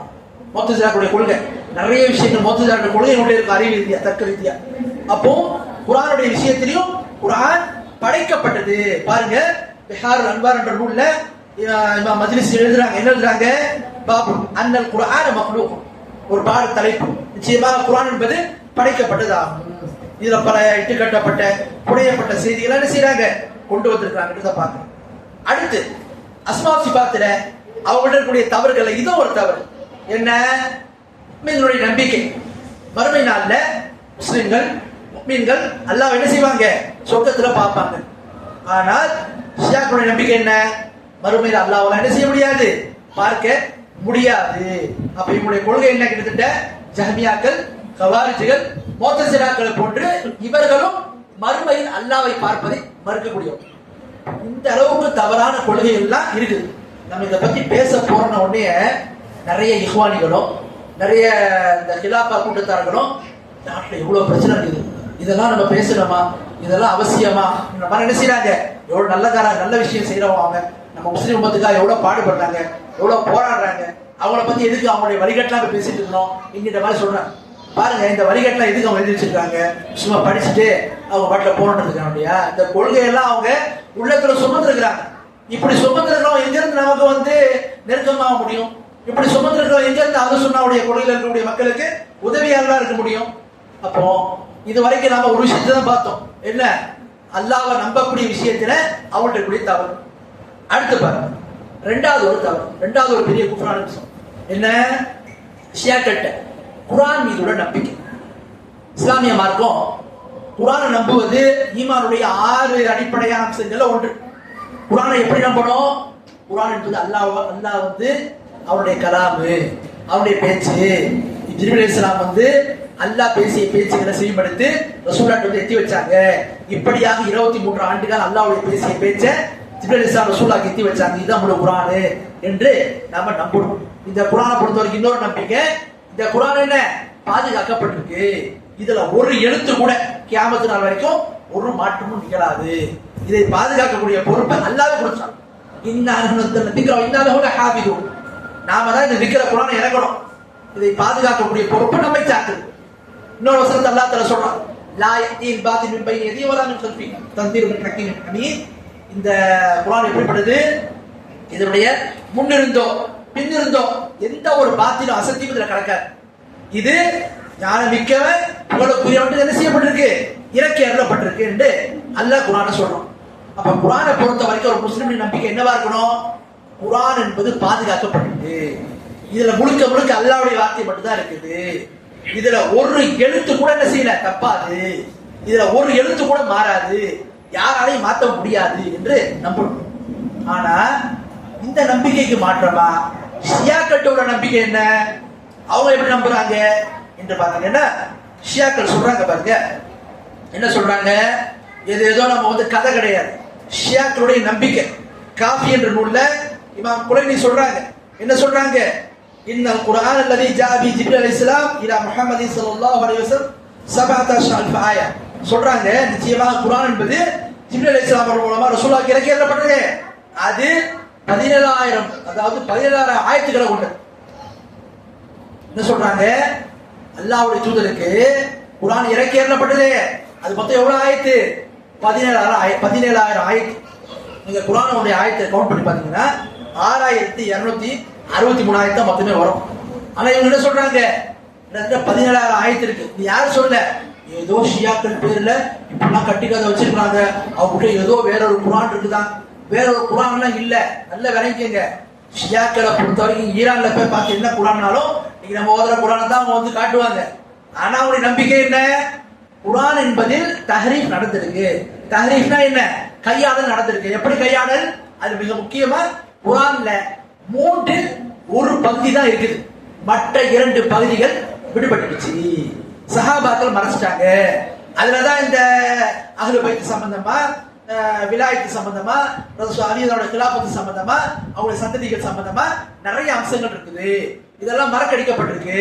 இன்னைக்கு இருக்க குரான் முழுமை பெற்றது கிடையாது நம்புறாங்க. ஷியாக்கள் வேற ஒரு குரான், இதே குரான் தான். ஆனா என்ன சொல்றாங்க, இவ்வளவு விடுபட்டிருக்கு, 3ல 1 மடங்கு தான் இப்ப நம்மகிட்ட இருக்கு, மத்த 2 மடங்கு விடுபட்டு. இவங்க என்ன கொள்கை இது? குரானை பொறுத்த வரைக்கும் குரான் பாதுகாக்கப்பட்டிருக்கு, அதுல எந்த ஒரு மாற்றமும் வராது, ஒரு எழுத்து மாறாது, ஒரு எழுத்து விடுபடாது, அசத்தியமும் என்ன செய்யாது, முன்னும் வராது பின்னும் வராது, அல்லாவே பாதுகாக்கக்கூடிய பொறுப்பை எடுத்துட்டா உத்தரவாதம். இந்த அளவுக்கு உறுதியா சொல்லப்பட்ட விஷயத்த இஸ்லாமிய உம்மத்துல எல்லாருமே ஏற்றுக்கொண்டிருக்கும் போது இல்ல இதுல மாற்றம் நிகழ்த்திருக்குது, இதுல பெரும்பகுதி விடுபட்டு இருக்குன்னா இது என்ன கொள்கை? இது அப்பட்டமான குஃப்ரான கொள்கை கிடையாதா? இது என்ன அப்பட்டமான குஃப்ரான கொள்கை என்பதை என்ன செய்யலாம் பார்க்கலாம். ஷியாக்கல்லே பாத்தீங்கன்னா என்ன பண்ணுவாங்க, சில பேரு ஷியாக்கல்லே ஒரு கூட்டம், இல்ல குரான்ல தஹரீஃப்லாம் நடக்கல, குரான்ல எந்த மாற்றமும் நடக்கல, யார் மாற்றம் நடந்ததா சொல்றாங்களோ அதெல்லாம் குஃப்ரு, அதெல்லாம் தப்பான வாதம் அப்படின்னு ஒரு கூட்டம் இருக்கு. அப்படியே ஒரு சில பேர் சொல்றாங்க. ஷியாக்கல்லையே ஒரு சில கூட்டங்கள் சொல்லுது. ஆனா உண்மையா பாத்தீங்கன்னா அவங்க நோக்கம் என்ன, இதை வைத்து குரான் பாதுகாக்கப்படுது இல்ல. ஷியாக்கள்கிட்ட ஒரு கொள்கை இருக்கு. என்ன கொள்கை? தக்கியான்னு சொல்லுவாங்க. தக்கியான்னா என்ன? உள்ள ஒண்ணு வெளியே ஒண்ணு. உள்ள சொல்லுவாங்க குஃப்ர் இருக்கும், வெளிப்படையா சொல்லுவாங்க நாங்க நம்புறோம். அது மாதிரிதான் ஷியாக்களை பொறுத்த வரைக்கும் நீங்க பாத்தீங்கன்னா அவங்களுடைய கொள்கை இதுதான். குரானில் மாற்றம் நிகழ்ந்து, என்ன மாற்றம்? 3ல 1 பகுதி தான் இருக்கு நம்ம கிட்ட, மத்த 2 பகுதி விடுபட்டு இருக்கு. அதாவது முஸ்ஹப் ஃபாத்திமா இருக்கக்கூடிய முஸ்ஹப் இருக்கு பாத்தீங்களா, அதுதான் முழுமை பெற்றது. அது இப்ப இல்ல, அது சஹாபாக்கள் மறக்கடிச்சிட்டாங்க, அது மறைச்சிட்டாங்க, அது போயிடுச்சு, நம்ம கிட்ட இல்ல. பெரும்பகுதி போயிட்டு 1 பகுதி தான் இருக்கு, 2 பகுதி இல்ல என்று என்ன செய்யறாங்க, ஒரு கொள்கையை சொல்லி இப்படி ஒரு கொள்கை வைக்கிறாங்க. இன்னும் சில பேர் என்ன பண்றாங்க, இதை நம்ம சொன்னா நம்மள எல்லாரும் சந்தேக பார்வையில பார்ப்பாங்க, அதனால என்ன இப்படி ஒரு புட்ட போடு, என்ன குரான்ல மாற்றங்கள் நிகழல சொல்றது யாரு? அவங்க இமாம்கள் சில பேர் இல்ல குரான்ல மாற்றங்களா நிகழல. அப்ப அஹ்லு சுன்னா அறிஞர்களுக்கான விளக்கங்களை சொல்லும் போது தக்கியான்ற அடிப்படையில மாற்றங்கள் வெளிப்படையா நிகழல, உள்ளுக்குள் நிகழ்ந்தது. இது என்ன ஒரு வேஷம். ஆகவே ஷியாக்களுடைய கொள்கை என்ன, இந்த அளவுக்கு குரானுடைய விஷயத்துல, வேதம் தொடர்பான விஷயத்துல கூட இப்படி ஒரு தவறான நம்பிக்கையில அவங்க இருக்கிறாங்க அப்படின்றத பார்க்கலாம். அல் காஃபி என்ற நூல்ல நான் சில ஆதாரங்கள் சொல்றேன். அதே மாதிரி பாருங்க, அல் காஃபி என்ற நூல்ல அவங்க மேலும் தெரியப்படுத்துறாங்க. அல் குனைனின்றவங்க என்னன்னு சொன்னா இவங்களுடைய 6வது இமாம் ஜாஃபர் சாதிக் என்பவர் பேர ஒரு செய்தி வருது. எதிர்த்து கட்டப்பட்ட செய்தி தான். மத்த அஹது மினன் நாசி அன்னஹு ஜமஅல் குர்ஆன குல்லஹு கமா அன்ஸல இல்லா கதா சொல்றாங்க. இமாம் பாக்கிர் சொல்லக்கூடிய அந்த 6வது இமாம் சொல்ற மாதிரி ஒரு தகவல் வருது. யார் ஒருவர் குர்ஆன் முழுவதுமாக திரட்டப்பட்டிருக்குது, குர்ஆன் எப்படி இறங்குச்சோ அப்படியே இன்று வரை இருக்கிறது என்று ஒருவர் சொன்னார் சொன்னார், அவர் கத்தார், அவர் பொய்யன் என்று என்ன செய்திருக்காங்க, அவங்களுடைய நூல்கள்ல எழுதி வச்சிருக்கிறாங்க அப்படின்றத நம்ம பார்க்கணும். ஆகவே ஷியாக்களுடைய நம்பிக்கை என்ன, இதுதான். சரி, அப்ப அவங்களுடைய இந்த மாதிரி சொல்றாங்க, அதுக்கு காரணம் என்ன? தக்கியா. இதுக்கான சில ஆதாரங்களை பாருங்க. என்ன ஆதாரம்? முதலாவது ஆதாரம், ஷியாக்கள்கிட்ட தஹரீஃப் நடந்தத, மாற்றங்கள் நிகழ்ந்திருக்கிறத, குரான் முழுமைப்படுத்தப்படல, அதுல விடுபட்டிருக்கு, 2 பகுதி விடுபட்டிருக்கின்றது அவங்களுடைய கொள்கை இதுதான் அப்படின்றதுக்கு ஆதாரங்கள் பாத்தீங்கன்னா, முதல் விஷயம், யாரெல்லாம் ஷியாக்கள்ல மாற்றங்கள் நிகழலன்னு சொல்றாங்களோ, அவ்வாறு நிகழ்றன்னு சொல்றது குஃப்ருன்றாங்களோ, இவங்கள எந்த ஒருவரும், எந்த ஒரு அறிஞரும் யார் ஷியாக்கள்ல மாற்றங்கள் நிகழ்ந்ததா உறுதியான தகவல் எழுதி வச்சுட்டு போயிருக்காங்களே அவங்களும் இமாம்கள் தான். அந்த இமாம்களை குறித்து இவங்க யாருமே தக்பீர் செய்யணும். தக்பீர்னா இவங்க செஞ்சது தப்பு, இது குஃப்ரு, இவங்க காஃபிரு, இப்படிப்பட்டது தவறு அப்படின்னு சொல்லவே யாரும் தீர்ப்பை கொடுக்கல. இப்ப என்ன அர்த்தம்? உங்களுடைய வாதத்துல நீங்க உண்மையாளரா இருந்தீங்கன்னா, ஷியாக்கள்லயே யார் குர்ஆன்ல மாற்றங்கள் நிகழன்னு சொல்றாங்களோ அவங்களுடைய வாதத்துல அவங்க உண்மையாளரா இருந்தா என்ன செய்யணும்? யார் மாற்றங்கள் நிகழ்ந்ததுன்னு சொல்றாங்களோ அவங்களுக்கு எல்லாம் தக்பீர் செய்யணும். ஆனா செய்ய மாட்டாங்க. இதுவே இவங்களுடைய அந்த போலி பிம்பத்தை என்ன செய்யுது, வெளிப்படுத்துது அப்படின்றத நாம பார்க்கலாம். அதே மாதிரி பாருங்க, சமகாலத்தில் அவருடைய இமாம்கள் ஒரு இமாம் யாரு சொன்ன, மிர்சா ஹுசைன் இப்னு முஹம்மது தகிய நூரி அத்-தப்ரசி, 14வது நூற்றாண்டுல ஒரு இமாம், 1901-2 தான் மரணிச்சவர். இவர் ஒரு புக் எழுதியிருக்கிறார், ஃபஸ்லுல் கிதாப் ஃபீ தஹரீஃப் கிதாப் ரப்பில் அர்பாப். சொல்றாரு, அல்லாஹ்வுடைய அந்த வேதத்தில தஹரீஃப் நடந்திருப்பதற்கான ஒரு நூல்னு சொல்லி நூலே செய்து வச்சிருக்காங்க, எழுதி வச்சிருக்காங்க. அப்ப இன்னைக்கு ஈரான்ல இருக்கக்கூடிய இஸ்னா ஷரியாவுடைய கொள்கை, ராஃபிதாக்களுடைய கொள்கை, என்னவென்று சொன்னால் குர்ஆனில் மாற்றம் நிகழ்ந்திருக்கிறது என்பதற்கு இது ஒரு ஆதாரமாக இருக்கு. இவர்களிடத்தில் அந்த நூலை 400 பக்கங்களை தொகுத்திருக்கிறார். அந்த நூலை 2 விஷயத்தை பிரதானமா சொல்றார். ஒண்ணு என்ன, குர்ஆன்ல மாற்றம் நிகழ்ந்திருக்குது, பெரும்பகுதி வெளிப்பட்டிருக்கு, இது ஒரு விஷயம். ரெண்டாவது ஹைலைட் பண்ணி பேசுறாருன்னு சொன்னா இஸ்னா சரியா இன்னைக்கு இருக்கக்கூடிய ஈரான் ஈரான் யாரு, இந்த ஆயத்துல்லா ஹொமைனி சொல்லிட்டு 1979 இஸ்லாமிய புரட்சி கொண்டு வந்தாங்க. அது முகமது இஸ்லாமிய நூலை எழுதினாரு. அப்ப பிறந்த பிள்ளைகள் என்ன பண்ணாங்க, எல்லாருமே ஆயத்துல்லான்னு பேர் வச்சாங்க. இங்க இருக்கிற ஜமாத் இஸ்லாமி மௌதூதி போன்ற இமாம்கள் கூட என்ன பண்ணாங்க, அவரை பத்தி எழுதும் போது பெரிய ஒரு இஸ்லாமிய புரட்சியை கொண்டு வந்துட்டாங்க மாதிரி எழுதினாங்க. அப்போ அவங்களுடைய கொள்கை என்ன, இதுதான் குர்ஆன்ல மாற்றம் நிகழ்ந்திருக்குது, பெரும்பகுதி விடுபட்டிருக்குது ஒண்ணு. ரெண்டாவது இதுதான் என்னுடைய கொள்கை என்றதை உறுதிப்படுத்துறாங்க. அப்போ ஷியாக்களுடைய கொள்கை, ராஃபிதாக்களுடைய கொள்கை குர்ஆன் விஷயத்துல இந்த அளவுக்கு பாரதூரமானது என்பதை நாம பார்க்கலாம். அடுத்து பாருங்க, இவங்கள்ட்ட இருக்கக்கூடிய தவறான நம்பிக்கைகள்ல மூன்றாவது ஒரு நம்பிக்கை என்ன, ரஜான்னு சொன்னா திரும்புதல். என்ன திரும்புதல், ஆரம்பத்தோடு அந்த வரலாற்று நிகழ்வு வந்து இவங்க சலாமுல்லா அப்படி சொல்லியிருந்தாங்க. என்ன சொல்லியிருந்தாங்க, ஆரம்பத்தில் அப்துல்லா பின் சபா ஒரு சில வாதங்களை வைத்து மக்களை வந்து தவறான கொள்கையின் பக்கம் போயிருந்தான். தஷையோ ஷியா 2 விதமா இருக்கு. தஷையோனா என்ன, ஆரம்பத்தில் மக்கள் மத்தியில் என்ன இருந்துச்சுன்னு சொன்னா, அபூபக்கர் சித்திக் ரலியல்லாஹு அன்ஹு அவர்கள், உமர் ரலியல்லாஹு கிலாஃபத்துக்கு அப்புறம் உஸ்மான் ரலியல்லாஹு அன்ஹு அவர்களை, அலி ரலியல்லாஹு அன்ஹு இதுல யார் வரணும், அலி ரலியல்லாஹு தான் வரணும், அவங்க தான் கிலாஃபத்துக்கு மிக தகுதியானவங்க என்கின்ற அளவுக்கு தான் இருந்துச்சு. தான் தஷையோனா என்ன, அலி ரலியல்லாஹுக்கு ஆதரவா இருந்த ஒரு நிலைப்பாடு. அதுக்கப்புறம் தான் அந்த கொள்கையில பல வழிகேடுகள் சேர்ந்து ஷியா கொள்கையா மாறும். அதை முக்கியமா கொண்டு வந்ததா யாரு, அப்துல்லா பின் சபா. ஆரம்பத்துல மக்கள் அரசியல் ரீதியான ஒரு இதா தான் இருந்துச்சு. ஆரம்பத்துல ஷியா என்கின்ற வார்த்தை அரசியல் ரீதியான ஒரு பார்வை. என்ன பார்வை, உஸ்மான் ரலியல்லாஹு அன்ஹு கிலாஃபத்துக்கு தகுதியானவங்க, அலி ரலியல்லாஹு அன்ஹு இதுதான் இருந்துச்சு. இது காலப்போக்கில் எப்படி மாறுதுன்னு சொன்னா, அப்துல்லா பின் சபா அஸ்ஸபையான்னு சொல்லக்கூடிய அவங்களால எப்படி மாற்றங்கள் நிகழுதுன்னா, அவன் சொல்லக்கூடிய அந்த அப்துல்லா பின் சபா இருக்கான் பாத்தீங்களா, இவனை பத்தி இஸ்லாமிய என்ன சொல்றாங்கன்னா, எப்படி கிறிஸ்துவ மதத்தை பவுல் என்பவன் என்ன செய்தான், வழிகெடுத்தானோ, அந்த கிறிஸ்துவ மதத்தையே மாற்றிட்டானோ, அதுல தஹரீப் செஞ்சானோ, அது மாதிரிதான் இஸ்லாமிய மார்க்கத்தை அதனுடைய கொள்கைகளை மக்கள் மத்தியில தவறா பிரச்சாரம் செய்வதற்கு யமனை சேர்ந்த ஒரு யூதன், இந்த யூதன் தான் யாரு, அப்துல்லா பின் சபா என்று சொல்லக்கூடிய இவன் என்ன பண்றான், இஸ்லாமிய வேடம் தரித்து தன்னை முஸ்லீமாக வெளிப்படுத்திக் கொண்டு மக்கள் மத்தியில் வந்து பிரச்சாரம் பண்ணான். அவங்க பண்ண பிரச்சாரத்துல முக்கியமான ஒரு பிரச்சாரம் என்ன பிரச்சாரம் சொன்னா, கிலாபத்துக்கு தகுதியானவங்க அதிகத்தியானவங்க தான் சொல்லி ஒரு பிரச்சாரத்தை பண்றான். ரெண்டாவது வச்ச ஒரு வாதம் என்ன தெரியுமா, கிறிஸ்தவர்கள் ஈசா நபியை திரும்பி வருவதை என்ன செய்யறாங்க, நம்புறாங்கன்னும் போது நாம முஸ்லிம்கள் இத முகமது சாஸ்திரி விஷயத்தை ஏன் செய்யக்கூடாது, முகமது சாஸ்திரி திரும்பி வருவாங்க.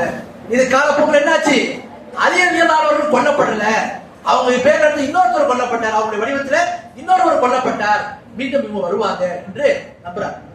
இந்த கொள்கை தான் ரஜா, இந்த கொள்கையை தான் அவன் பிரதானமா சொன்னான். இந்த கொள்கை ஷியா கட்ட, குறிப்பாக ராபிதா கட்ட இருக்கிறத நம்ம பார்க்கலாம். அது இமாமியான ஒரு பிரிவு இருக்கு. அவங்க என்ன சொல்றாங்கன்னா, இந்த இமாம்கள் என்ன செய்வாங்க, மீண்டும் வருவாங்க. அவங்களுடைய நம்பிக்கை எப்படி, கடைசி இமாம் ஆகிய அந்த இமாம் மஹதி இருக்கிறாங்க, முகமது அல் மஹதி, அவர்கள் இந்த பூமிக்கு வருவாங்க. வந்து இந்த பூமியில நீதமான ஆட்சி செய்வாங்க. அவங்க செய்த ஆட்சி, நீதமான ஆட்சி நடந்து கொண்டிருக்கும் போது அவங்களுக்கு முன்னாடி 11 இமாம்கள் இருந்தாங்களே, அந்த 11 இமாம்களும் மீண்டும் என்ன செய்வாங்க, இங்கே திரும்பி வருவார்கள் என்று என்ன செய்யறாங்க, ஒரு கொள்கை இவங்க சொல்றாங்க. அப்போ ஷியாக்களை பொறுத்த வரைக்கும் ரஜா, அதாவது திரும்பி வரக்கூடிய, இது கிட்டத்தட்ட பாத்தீங்கன்னா இந்துக்கள் இருக்கக்கூடிய இந்த புனர்ஜென்மம், தனாசும் சொல்லுவாங்க. தனாசும் ரூஹ், ஆன்மா ஒரு இடத்துக்கு இன்னொரு இடத்துக்கு போறது. அப்ப போயிட்டு திரும்பி என்ன செய்யும், மீண்டும் அந்த உடல்ல வந்து சேருன்ற மாதிரி, வேற உடல்ல சேருன்ற மாதிரி நம்பிக்கை. அதுக்கு ஒத்ததாக அது மாதிரி பொறுத்து போகக்கூடிய ஒரு நம்பிக்கை தான் இவங்க கிட்ட இருக்குது. ஆகவே இதுவும் என்ன, இஸ்லாமிய மார்க்கத்தினுடைய நம்பிக்கைக்கும் கொள்கைக்கும் எதிரான ஒரு நம்பிக்கை அப்படின்னு பார்க்கலாம். அடுத்து பாருங்க, இவங்க கிட்ட இருக்கக்கூடிய மூணாவது ஒரு நம்பிக்கை என்ன, தவறான கொள்கையில மூணாவது ஒரு நம்பிக்கை என்னன்னு சொன்னா அல் பதா. அல் பதான ஒரு நம்பிக்கை. அல் பதானா என்ன, அவங்க சுருக்கம் என்ன சொல்ல வர்றாங்கன்னா, அல் பதான நம்பிக்கை. அதுக்கான அர்த்தம் என்னன்னா, அல்லாஹ்வே குர்ஆன்ல சொல்றான் பாருங்க, சூரத்து சுமர் 39வது அத்தியாயத்துல 48வது வசனம், வவதாரஹும் மினல்லாஹி மா லம் யகூனு யஹ்தஸிபூன். அவங்க வந்து அதை எண்ணி பார்க்காத விடயத்துல, எண்ணி பார்க்காத முறையில அல்லாஹ்விடத்திலிருந்து அது வெளிப்பட்டது என்று அல்லாஹ் குர்ஆன்ல சொல்றான். இந்த மாதிரி வசனம் ஆதாரம் வச்சு என்ன சொன்னாங்க ஷியாக்கள், அல்லாஹ்ட்ட இருந்து பதா கொள்ளுனா என்ன, ஒரு விஷயத்தை அல்லாஹ் அறியாமல் இருந்தால் பிறகு அது அல்லாஹ்வுக்கு வெளிப்பட்டுச்சு நம்புறாங்க. ஷியாக்களுடைய நம்பிக்கை என்ன, அல்லாஹ் ஆரம்பத்தில் ஒரு சில விஷயங்கள் அறியாம இருந்தா சில விஷயங்கள் மாறும்போது அப்போதான் அவனுக்கு அது வெளிப்பட்டுச்சுன்ற மாதிரி அவங்க நம்புறாங்க. அப்ப அல்லாஹ்வை பொறுத்த வரைக்கும் அவங்க என்ன நம்புறாங்கன்னா, அல்லாஹ்விற்கு அறியாமை ஏற்படும். ஒரு விஷயத்தை அல்லாஹ் அறியாமல் இருந்தால் பிறகு அறிந்து கொண்டான் என்று நம்புறாங்க. இந்த கொள்கையை அவங்க ஏன் சொன்னாங்க, ஒரு விஷயத்தை அவங்க சொன்னாங்க ஒரு காரணம் இருக்குல்ல, அதுக்கு என்ன காரணம் அப்படின்னு நீங்க பாத்தீங்கன்னா அதுக்கான காரணம் இதுதான். என்ன காரணம், இமாமத் என்பது அவங்களுடைய நம்பிக்கை, ஷியாக்களுடைய நம்பிக்கை. ரசூலுல்லாஹ்வே இத முன்னறிவிப்பாக செஞ்சாங்கன்ற பேர்ல ஒரு சில இட்டுக்கட்டப்பட்ட ஹதீஸ் சொல்றாங்க. என்ன, கிலாஃபத் என்பது ஆட்சி அதிகாரம். இந்த கிலாஃபத் எந்த அளவுக்கு டேஞ்சரானது பாருங்க. இந்த கிலாஃபத் என்பது எப்படிப்பட்டதுன்னு சொன்னா, ரசூலுல்லாஹ்வுக்கு அப்புறம் அலி ரலியல்லாஹு அன்ஹு, அவங்களுக்கு அப்புறம் அவங்களுடைய மகன் ஹசன், அதுக்கப்புறம் ஹுசைன், அதுக்கப்புறம் என்ன செய்யணும், எப்போதுமே கிலாஃபத் என்பது தந்தை, அவங்களுடைய மகன், அல்லது அவங்க மகன், அந்த மகன்ல எந்த மகன் வரணும், மூத்த மகன் வரணும். இதுதான் அவங்களுடைய கொள்கை. இப்படிதான் அவங்க பார்ப்பாங்க. இதுல விதிவிலக்க ஹுசைன் ரலியல்லாஹு அன்ஹு மட்டும் என்ன செய்வாங்க, விதிவிலக்கு. முதல்ல அலி ரலியல்லாஹு அன்ஹு, அவங்களுக்கு அப்புறம் யார் வரணும், இவங்களுடைய விதிப்படி ஹசன் ரலியல்லாஹு அன்ஹு வரணும். ஹசன் ரலியல்லாஹு அன்ஹுக்கு அப்புறம் யார் வரணும், ஹசன் ரலியல்லாஹு அன்ஹு மகன் வரணும். ஆனா என்ன பண்ணாங்க, அப்படி இல்ல, இங்க விதிவிலக்கு. என்ன விதிவிலக்கு, ஹசன் ரலியல்லாஹு அன்ஹுக்கு அப்புறம் ஹுசைன் ரலியல்லாஹு அன்ஹு வரணும். சரி, ஹுசைன் ரலியல்லாஹு அன்ஹு வந்ததுக்கு அப்புறம் மீண்டும் ஹசன் ரலியல்லாஹு அன்ஹு மகன் தானே வரணும், வரல. யார் வர, ஹுசைன் ரலியல்லாஹு அன்ஹு வம்சாவளி தான் வர்றாங்க. அதுக்கு என்ன காரணம் என்ற பத்தி சொல்லும் போது இஸ்லாமிய அறிஞர்கள், சம காலத்துல வாழ்ந்து மறைஞ்ச இஹ்சான் அல்-தஹீர் போன்ற மிகப்பெரிய இமாம்கள் என்ன சொல்றாங்கன்னா, அதுக்கு காரணம் இதுதான். என்ன, ஹுசைன் ரலியல்லாஹு அன்ஹு அவர்கள் பாரசீகத்தினுடைய யஸ்தஜீன்னு சொல்லக்கூடிய ஒரு அரசருடைய மகனை திருமணம் முடிச்சிருந்தாங்க. இவங்க என்ன, நெருப்பு வணிகர்கள். இந்த பாரசீகர்கள் நெருப்பு வணிகர்கள். அவங்களோட மகனை திருமணம் முடிச்சிருந்தாங்க. அப்போ அவங்க வம்சாவளியில தான் இனி வரக்கூடிய ஆட்சி அதிகாரம் வரணுன்ற மாதிரி என்ன செய்யறாங்க, மாத்துறாங்க. அப்ப இது எல்லாமே என்ன, சில சதித்திட்டங்களும் சில சூழ்ச்சிகளும் தான் நடக்குதுன்னு பார்க்கணும். அப்போ ஹுசைன் ரலியல்லாஹு அன்ஹு விதிவிலக்குன்ற மாதிரி கொண்டு வந்துட்டாங்க. சரி, அதுக்கப்புறம் அப்படியே போதும். என்ன, ஹுசைன் ரலியல்லாஹு அன்ஹுடைய மகன் அலி இப்னு ஹுசைன், அதுக்கப்புறம் என்ன, அவங்க மகன் முஹம்மது இப்னு அலி, அதுக்கப்புறம் யாரு, அவங்க மகன் ஜாஃபர் சாதிக். ஜாஃபர் சாதிக்கு அப்புறம் என்ன ஆகுதுன்னு சொன்னா, அதாவது இந்த 6வது இமாமுக்கு அப்புறம் 7வது இமாமா யார் வரணும் என்று ஷியாக்கள்கிட்ட ஒரு முரண்பாடு வருது. என்ன முரண்பாடு, 7வது இமாமு யார் வரணும் அப்படின்றத பத்தி சொல்லும் போது இஸ்னா ஷியான்னு சொல்லக்கூடிய இந்த 12 குரூப் என்ன பண்றாங்கன்னு சொன்னா, 7வது இமாமா யார் வருவாங்க தெரியுமா, மூசா அல் காதிம் என்றவங்க தான் வரணும். மூசா அல் காதிம் யாரு பாத்தீங்கன்னா 2வது மகன், மூத்த மகன் கிடையாது. ஜாஃபர் சாதிக்கு 2வது மகன் தான் மூசா அல் காதிம். மூத்த மகன் யாரு, இஸ்மாயில். ஆனா யார் வர்றா, 2வது மகன் வர்றான். அப்ப என்ன ஆகுது, அவங்களுடைய அடிப்படையான விதிக்கு மாற்றமா போகுது. ஆக்சுவலா யார் வரணும், மூத்த மகன் வரணும், 2வது மகன் வர்றாங்க. அப்ப என்ன பண்ணாங்க, இங்கதான் அல் பதான்ற ஒரு கொள்கையை கொண்டு வராங்க. என்ன அல் பதா, அல்லாஹ்வுக்கு ஆரம்பத்தில் இந்த மூத்த மகன் வரது தெரியாது, அதனால அல்லாஹ் என்ன பண்ணிட்டான், 2வது மகனை ஏற்படுத்திட்டான். இதுல இன்னொரு பிரிவு, அவங்க யாரு, இஸ்மாயிலியா. அவங்க என்ன பண்ணாங்கன்னா, இல்ல இல்ல நாங்க அந்த விதியில தான் போவோம், நாங்க இஸ்மாயிலியான்னு சொல்லக்கூடிய அவங்கள தான் 7வது இமாமா ஏற்றுக்கொள்வோம். என்ன செய்தாங்க, மாத்துறாங்க. இங்க இருந்து அவங்க என்ன செஞ்சாங்க, இதுலயே ஒரு சில குரூப் பிரிஞ்சது. சேத்மா இப்னு தய்மியா மேல சொல்றாங்க, ஷியாக்கள் இடத்துல 22 பிரிவுகள் இருக்கு. அப்ப இங்க இது காரணமா 2 குரூப் பிரிஞ்சது. ஒன்னு இஸ்மாயிலியான்னு பிரிஞ்சது, இன்னொன்னு இமாமியான்னு பிரிஞ்சது. இந்த இஸ்மாயிலியான்னு பிரிஞ்ச பிரிவுகள் தான் நம்ம இந்தியாவில் இருக்கக்கூடிய மும்பையில் இருக்கக்கூடிய பகுதியில் போரா தாவூதியா ஒரு பிரிவு, இன்னொரு பிரிவு சுலைமானிய ஒரு பிரிவு, இப்படிலாம் பல பிரிவுகள் பிரிகிறாங்க. அப்ப இந்த கொள்கையை கொண்டு வந்த நோக்கம் என்ன, அந்த இமாம்களுடைய விஷயத்துல ஒரு முரண்பாடு வரும்போது மூத்த மகன் தான் வரணும், மாத்தமா 2வது மகன் வரான். அங்கதான் அல் பதான் ஒரு கொள்கையை கொண்டு வராங்க. அல்லாஹ் ஆரம்பத்தில் அறியாம இருந்தா பிறகு அறிந்து கொண்டான், இஸ்மாயில் தான் வரணும், ஆனா இங்க மாற்றங்கள் நிகழ்ந்துச்சு. அப்ப அல்லாஹ் இதை பத்தி அறியல, புறவுதான் அறிஞ்சான். இதெல்லாம் என்ன ஒரு கொள்கை. அப்ப என்ன வழங்கிட்டாங்கன்னா, ஆட்சி அதிகாரம் கிலாபத் என்று இவர்கள் உருவாக்கியதுக்கு தோதுவான் மார்க்கத்தினுடைய ஆதாரங்களையும் நம்பிக்கைகளையும் வளைக்கிற போக்குதான் இவங்கிட்ட இருந்தது அப்படின்றத நம்ம பார்க்கிறோம். ஆகவே இப்படி அப்பட்டமான ஒரு தவறான கொள்கைகள் இவங்கள்ட்ட இருக்குது. இவங்களுடைய நூல்கள் இதை பத்தி என்ன செஞ்சிருக்காங்க, அல் பதா என்பது மிக முக்கியமான ஒரு அம்சம், அது நாம நம்பியே ஆகணும், ஈமான் ஒரு முக்கியமான பகுதி என்ற அளவுக்கு எழுதி வைத்திருப்பதை பார்க்கலாம். அப்புறம் என்ன, இஸ்லாமிய மார்க்கத்துல அல்லாவை குறித்து ஒரு மனிதன் அல்லாஹ் ஒரு சில விஷயங்களை அறியாமல் இருந்தால் பிறகு அறிந்து கொண்டால் நம்புறது எப்படிப்பட்ட நம்பிக்கை? இது அப்பட்டமான குஃபர். அல்லாஹ் குர்ஆன்ல சொல்றான், லா இதுல் ரப்பி வலா யன்சா. இவன் ரப்பி எதையும் அறியாமல் விடவும் மாட்டான், எதையும் மறக்கவும் மாட்டான். என் ரப்பி எதையும் அவன்கிட்ட தப்பும் செய்யாது, எதையும் மறக்கவும் மாட்டான் என்று அல்லாஹ் குர்ஆன்ல சொல்றான். அல்லாஹ்வுக்கு எந்த ஒன்று தப்பாது, எந்த ஒன்றை அனைத்தையும் அறிந்தவன் அல்லாஹ். ஆனா ஷியாக்களுடைய நம்பிக்கை என்ன? அல்லாஹ்வுக்கு ஒரு சில விஷயங்கள் தெரியாம இருந்துச்சு, பிறகுதான் அல்லாஹ் தெரிஞ்சுக்கிட்டான். இதெல்லாம் என்ன கொள்கை? அப்ப அல்லாஹ்வை பற்றிய ஒரு முறையான நம்பிக்கை இல்லை. வல்லாஹு அல்லதி லா இலாஹ இல்லா ஹு ஆலிமுல் கைபி வஷ்ஷஹாதா. அல்லாஹ் உண்மையான வணக்கத்திற்கு அல்லாஹ்வை தவிர யாரும் இல்லை. மறைவான விஷயங்களையும் வெளிப்படையான விஷயம் அனைத்தையும் அவன் அறியக்கூடியவனாக இருக்கான்னு சொல்லிட்டு அல்லாஹ் தஆலா குர்ஆன்ல தெரியப்படுத்துறான். எனவே அந்த கொள்கைக்கு மாற்றமா தான் இவங்கள்ட்ட ஒரு கொள்கை இருக்குது அப்படின்னு பார்க்கலாம். அடுத்து பாருங்க, இவங்க கிட்ட இருக்கக்கூடிய 5வது தவறான கொள்கை என்ன கொள்கைன்னு சொன்னா, சஹாபாக்கள் விஷயம். சஹாபாக்கள் விஷயத்துல இஸ்லாமிய மார்க்கத்தினுடைய குர்ஆன் சுன்னா ஆதாரங்கள் இஸ்லாமிய உம்மத்து அனைவராலும் ஏகமானதாக ஏற்றுக்கொண்ட விஷயம் என்ன? சஹாபாக்களை பற்றி. சஹாபாக்களை பற்றி அல்லாஹ்வே புகழ்ந்து பேசும். அதுல 10 நபி தோழர்கள், அதே மாதிரி பத்ர் போர்க்களத்தில் கலந்து கொண்ட சஹாபாக்கள், அதே மாதிரி உதைபியா உடன்படிக்கையில கலந்து கொண்ட சஹாபாக்கள், அதை தவிர்த்து குறிப்பிட்ட சில சஹாபாக்கள், இவங்க எல்லாருடைய விஷயத்திலையும் அல்லாஹ் இவர்கள் சொர்க்கவாசிகள் என்று அல்லாஹ்வால் வாக்களிக்கப்பட்டது. இஸ்லாமிய உம்மத்திலே சஹாபாக்கள் நீதமானவர்கள், நம்பிக்கைக்குரியவர்கள் சொல்லப்பட்டிருக்கு. அல்லாஹ்வே குர்ஆன்ல சொல்றான், ரலியல்லாஹு அன்ஹு வரதுவான். அல்லாஹ்வே அவர்களை பொருந்திக் கொண்டார், அவர்களும் அல்லாஹ்வை பொருந்திக் கொண்டார். இந்த அளவுக்கு சஹாபாக்களை பத்தி அல்லாஹ் மேன்மைப்படுத்தி சிறப்பித்து அவங்களுடைய நம்பிக்கைக்கு சான்றாகவும் சொர்க்கத்திற்கு வாக்களிக்கப்பட்டதையும் அவங்களுடைய உள்ளத்துல அவங்க இஹ்லாஸ் ஆனவங்க, தூய்மையானவங்க, பரிசுத்தமானவங்க என்று எவ்வளவு ஆதாரங்கள் அல்லாஹ்வும் அல்லாஹ்வுடைய தூதரும் தெரியப்படுத்திருக்காங்க. அப்படிப்பட்ட சஹாபாக்கள் தொடர்பாக ஷியாக்களுடைய நம்பிக்கை என்ன? ஷியாக்கள் என்ன சொல்றாங்க? சஹாபாக்கள்ல விரல் விட்டு எண்ணக்கூடிய அலி ரலியல்லாஹு அவர்கள், அம்மார் ரலியல்லாஹு அவர்கள், இது மாதிரி விரல் விட்டு எண்ணக்கூடிய ஒரு சில அபூதர் கிஃபார் ரலியல்லாஹு இந்த மாதிரி விரல் விட்டு எண்ணக்கூடிய சஹாபாக்களை தவிர்த்து மற்ற எல்லா சஹாபாக்களும் முர்த்ததாயிட்டவங்க, காஃபிர் ஆயிட்டவங்க அந்த மாதிரி சொல்றாங்க. இது எப்படி ஒரு அப்பட்டமான கொள்கை, எவ்வளவு குஃப்ரான கொள்கை? அல்லாஹ்வே குர்ஆன்ல அந்த மக்களை சிலாகித்து பேசுறான். அப்படிப்பட்ட மக்களுக்கு அல்லாஹ்வே அவங்களுடைய ஈமானுக்கு சான்றளிக்கிறான். அவ்வளவு ஆதாரங்கள் இதை மறுக்கிற மாதிரி குர்ஆன்ல அவ்வளவு ஆதாரங்களையும் சஹாபாக்கள் விஷயத்தில் இவங்க மறுக்கிறாங்க. அப்போ இதுவும் மிக தவறான ஒரு குஃப்ரான கொள்கை அப்படின்னு தான் பார்க்கணும். சஹாபாக்கள் விஷயத்துல இவங்க என்ன செய்யறாங்க? இப்படிப்பட்ட ஒரு குஃப்ரான கொள்கையில் இருக்கிறாங்க. இஸ்லாமிய உம்மத்துல ரசூலுல்லாஹ்வுடைய உம்மத்திலேயே மிக சிறந்தவங்க யாருன்னு சொன்னா ரசூலுல்லாஹ் சொல்றாங்க, கைருன் நாசி கர்னி சும்ம லதீன யலூனுஹும்.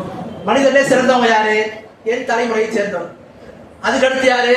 அதுக்கடுத்து வரக்கூடியவங்க தாபீன். அதுக்கடுத்து யாரு? அத்பாஉ தாபீன். இவங்க தான் மனிதர்களையே தோற்றுவிக்கப்பட்ட மக்களிலேயே சிறந்தவங்க ரசூலுல்லாஹ்வே சான்றளிச்சிட்டாங்க. ஆனா ஷியாக்களுடைய கொள்கை என்ன? அதான் சொல்றாங்க, ஷேக் ஹுசைன் இப்னு தய்மிய்யா ரஹ்மத்துல்லாஹி சொல்றாங்க மின்ஹாஜ் சுன்னான்ற நூல்ல என்ன சொல்றாங்க, இந்த ராஃபிதா இருக்கிறாங்களே ஷியாக்கள், இவர்கள் யூத கிறிஸ்தவனோட இந்த விஷயத்தை ரொம்ப கேட்டோம். ஏன் நீங்க போய் யூதன்ட்ட போய் கேட்டு மக்கள்லயே சிறந்தவங்க யாரு சொன்னா என்ன சொல்லுவாங்க? மூசா நபியோடு இருந்த மக்கள் சொல்லுவாங்க.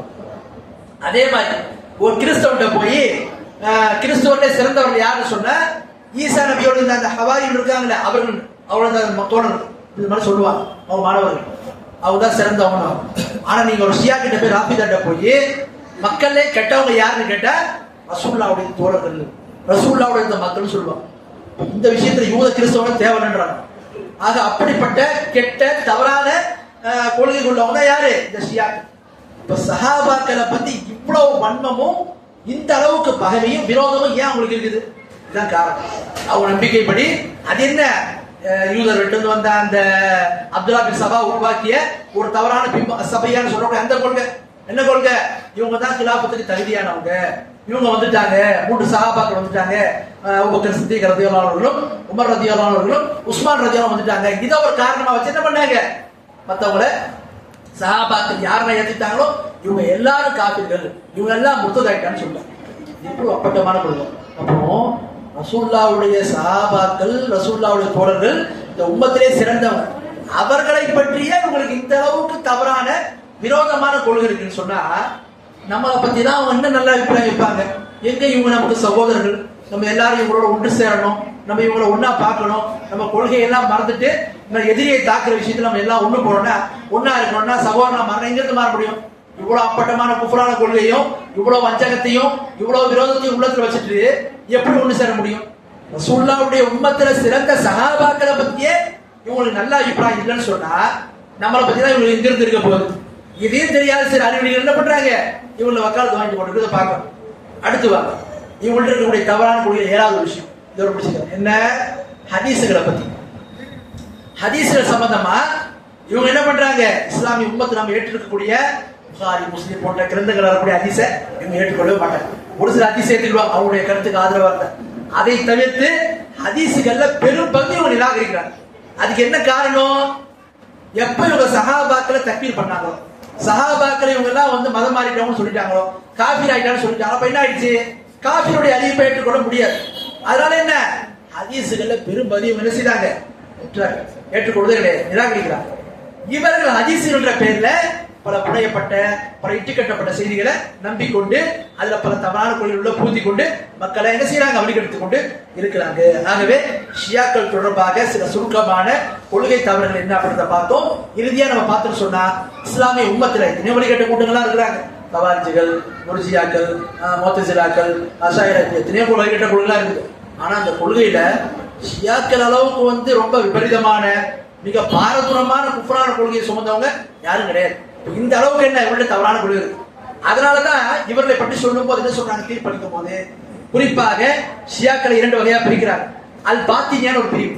இதுல யாரெல்லாம் வருவா, அல் பாத்தினியான பிரிவுல அதாவது அலவியா, அதாவது அலவியான்னு சொன்னா நுசைரியா, சமீபத்தில் கூட இந்த சிரியால் ஆட்சி பண்ணா பாருங்க பஷார் அல் ஆசத், இவனுடைய அந்த வம்சாவளியினுடைய இந்த கொள்கை சார்ந்தவங்க இவங்களாம் என்ன நுசைரியான்னு சொல்லக்கூடிய கொள்கையில் உள்ளவங்க. இவங்க வந்து இஸ்லாத்தை விட்டு வெளியேறியும். பாத்தினியா யாருன்னா ஷியாக்கள்ல பாத்தினியா ஒரு கூட்டம் இருக்கு. இந்த கூட்டத்துல இவங்க இந்த போரா இவங்க வருவாங்க. இவங்க என்ன இஸ்லாத்தை விட்டு வெளியே போனோம். அடுத்து இஸ்லாமிய அறிஞர்கள் ஷியாக்கள் 2வது கூட்டம் சொல்றாங்க. இவங்க யாரு, இஸ்னாஷரி, அந்த 12 இருக்கக்கூடிய ஈரான்ல ராஃபிதாக்கள், இந்த இஸ்னாஷரியா பிரிவுகள். இவங்களை பொறுத்த வரைக்கும் என்ன சொல்றாங்கன்னா, இவங்ககிட்ட இந்த குஃப்ரான கொள்கை, இப்ப நான் சொன்ன பாரு இந்த கொள்கை எல்லாம், இதெல்லாம் இந்த ராஃபிதா கட்ட கொள்கை தான். இது குஃப்ரான கொள்கை. இந்த குஃப்ரான கொள்கை யார் ஆலிம் என்ற பெயர்ல இருப்பார்களோ, இதை அறிந்திருப்பார்களோ அவர்கள் காஃபிர். யார் பாமர்களா இருந்து இந்த கொள்கையை பத்தி விபரீதங்களை தெரியாம இருக்கிறாங்களோ அவங்க தக்பீர் பண்ண மாட்டாங்க, அவங்கள காஃபிர்னு சொல்ல மாட்டாங்க. அவங்க தவறான கொள்கையில் இருக்காங்க, அவ்வளவுதான். அப்ப ஷியாக்களை பத்தி இந்த அளவுக்கு என்ன செஞ்சிருக்காங்க, சொல்லியிருக்காங்க. யார் இந்த கொள்கையை அறிந்திருந்து, எது பாத்தினியா இல்ல 2வது சொன்ன பாருங்க, ராஃபிதாக்கள், இஸ்னாஷரியா இருக்கக்கூடிய ஈரான், இதுல தலைவர்களா இருக்கக்கூடியவங்க, மத தலைவரா இருக்கிறவங்க இந்த கொள்கையினுடைய விபரீதத்தை அறிந்திருந்தோம், குர்ஆன் ஒரு பக்கம் படிச்சுக்கிட்டு இந்த தவறான கொள்கையினுடைய விபரீதத்தை அறிந்திருந்தோம் இதை சரி கண்டா அது காஃபிர் ஆயிடுவாங்க. சரி காணக்கூடிய இதை வந்து விளங்காத இதனுடைய விபரீதத்தை தெரியாத சில மக்கள் இருக்காங்க, பெரும்பாலும் இப்படிதான் இருக்கிறாங்க. அப்போ அப்படிப்பட்ட மக்கள் மத்தியில தக்பீர் செய்வதற்கான ஷுரூத், அந்த மவானி இதெல்லாம் பூர்த்தி ஆனாதான் தீர்ப்பளிக்க முடியும். அது வரைக்கும் தீர்ப்பளிக்க மாட்டாங்க.